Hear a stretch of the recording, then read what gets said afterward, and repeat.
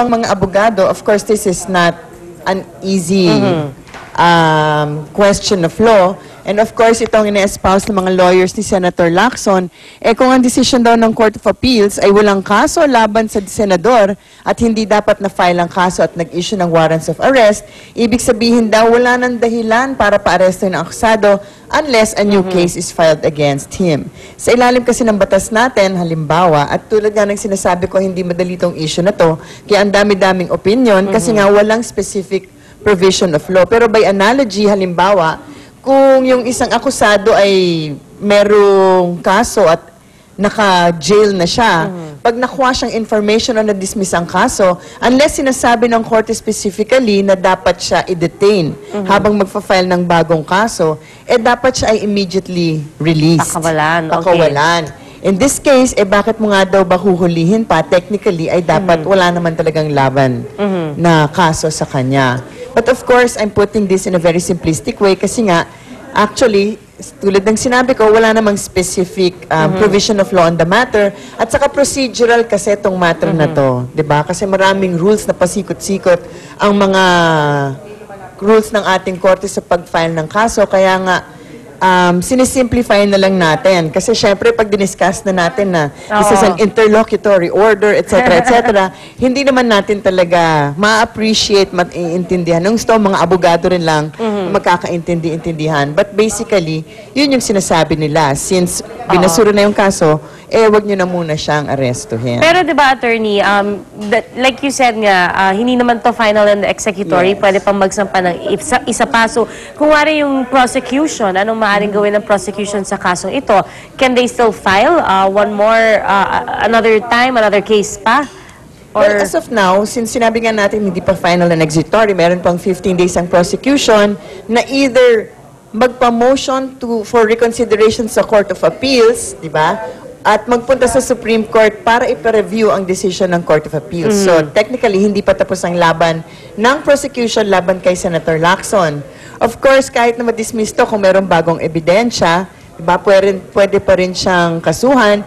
Marami nga nagtatanong, hindi ba executory kaagad ang pagpapasura ng kaso? Ang sagot nga ay hindi pa, kasi yung iba kasi nagtatanong din, di ba dapat pag na-acquit yung akusado, tapos na, di ba? Kasi merong double jeopardy. Hindi po yan applicable sa kaso na to. Kasi yung double jeopardy na hindi mo pwede kasuhan ng isang tao, mag-a-apply lang yan kung na-acquit na siya. Kung nagkaroon ng trial on the merits, halimbawa, at merong hatol na guilty or not guilty. Pero ito kasi, hindi pa nga siya, wala pang jurisdiction yung korte sa kanya, hindi pa siya na-aresto, hindi pa siya nagpipli ng guilty or not guilty. So, in effect, kahit na ma-dismiss yung kaso, pwede pa siyang kasuhan ulit. Kumbaga, hindi pa nag-uumpisa kasi. Hindi pa. Pero, so, paano yung warrant of arrest? Standing pa rin ba yung warrant of arrest? Yun na nga yung sinasabi, pero in the meantime, di ba, dapat kasi actually, this would have been much. Of course, gusto rin nating sabihin, hindi pa natin nababasa. And I think wala pa talagang nakakabasa nung decision ng Court of Appeals on this issue. So, maraming haka-haka lang. Of course, it would have been simpler kung yung decision ng Court of Appeals nakalagay specifically na binabasura yung mga kaso at yung mga warrant of arrest ay pinapawalang bisa din. But apparently, walang ganong nakalagay sa decision. Of course, technically, tulad nga ng sinabi natin, merong mga argumento in favor of the position na outstanding pa yung warrant of arrest na yan. Pero pag-iisipin naman natin, of course, merong procedural rules on the matter. Pero kung iisipin mo kasi, yung position ko lang to, di ba?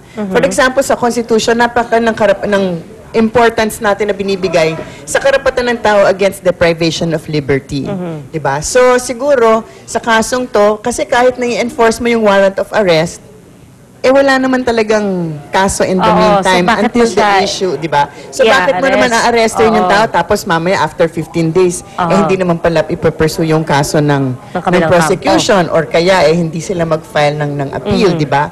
So, in the meantime, siguro, baka nga i-uphold natin yung right to be presumed innocent, yung right to be free from arrest by the state, di ba? At Habang wala hayaan na pang lang iba. hanggang ma-resolve ang issue na to. Imbis na masyado tayong tumutok sa mga procedural matters. Well, in that case, talagang aabangan natin kung anong mangyayari within 15 days. Kasi syempre, pag-iisipan ng mabuti ng both camps kung ano pang pwede That's nilang gawin. correct. So Yes. after that, malalaman natin at makikita natin kung anong mangyayari talaga. And then, sana lumabas na si Senator Si Senator Lacson, Lacson, para diba, oo. either ipagtanggol niya talaga ng gusto yung sarili niya. kasi parang bitin maglabas ka lang ng statement sa media, hindi mo naman sinabi kung nasan ka, hindi ka naman nagpakita, parang bitin pa rin, no? Kahit, Bitin pa rin. kahit technically nagsalita na siya. Well, ayan po mga kapuso, sana naging maliwanag na po ang issue ito para sa inyo. And again, thank you so much, Attorney Gabby Of course, Concepcion. anytime, all the time. Maraming salamat, Attorney Gabby. Thank you so much. As always, napakalinaw tuloy ng ating mga issues because of Attorney Gabby. And dahil naka-red si Attorney Gabby today, ha? Dahil it's the start of the love month, malapit na po ang Valentine's Day. At happy birthday kay Attorney Danny. Oh, happy birthday, Attorney Danny. Speaking of love, ha? Naku mga kapuso, I'm sure naghahanap po kayo ng mapupuntahan ng inyong asawa o special someone. Kaya, attorney, kayo ba ni Attorney Danny, isa ng inyong special date? Umpisan niyo na ngayon kasi birthday niya. Yun na nga, wala pa kaming naiisip for Valentine's Day kasi we need to resolve the birthday for today. Oh, wow. Kahit na yung pang today, di pa namin naiisip. Talaga? Aba, walang pre-planning. Meron Wala. 15 days, attorney. And then 14 days para Parang pag-isipan. finality ng Oo. decision ng Court of Parang Appeals. ganun lang yan. Pero ito, attorney, mga ideas ng mga super nakakakilig na Valentine escapes na maaari niyo puntahan ni Attorney Danny. Sa araw yan exciting ng yan, mga puso. Watch this. Naku, sana gising na si Attorney Danny.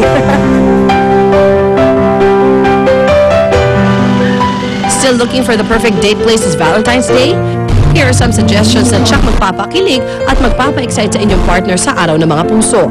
Kung hanap niyo yung ultimate relaxation getaway, bakit hindi magpunta sa isang spa? Pero itong aming nahanap, hindi ito ordinaryong spa lamang. Ito ay mala movie house din. Sino mang couple ay siguradong mai-inlove sa spa na ito dahil biruin nyo may lazy boy na upuan sila. Fully air-conditioned ang kanilang mini theater at may high-definition cinema projector pa. Lalo pa kayo marerelax dahil habang nanonood ng inyong choice of movie, pwedeng-pwede rin magpa-back massage, foot spa at foot reflex massage. Sa mga naghanap naman ng unique group date place, isang fun and thrilling activity ang pwede niyong gawin, ang Laser Extreme. Tsak non-stop ang tawanan at habulan sa paglalaro nitong high-tech na shooting game.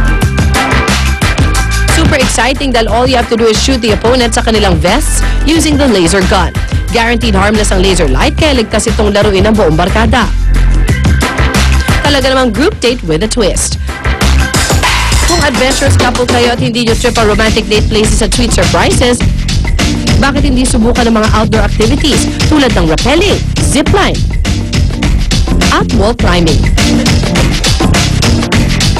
Sa lugar na ito, bagay na bagay kung kayo ng partner mo ay athletic at very outgoing. No need to fear kung first-timers kayo dahil may mga trained people na mag-a-assist at mag-guide sa inyo. It's a date you will surely remember, kaya join the fun.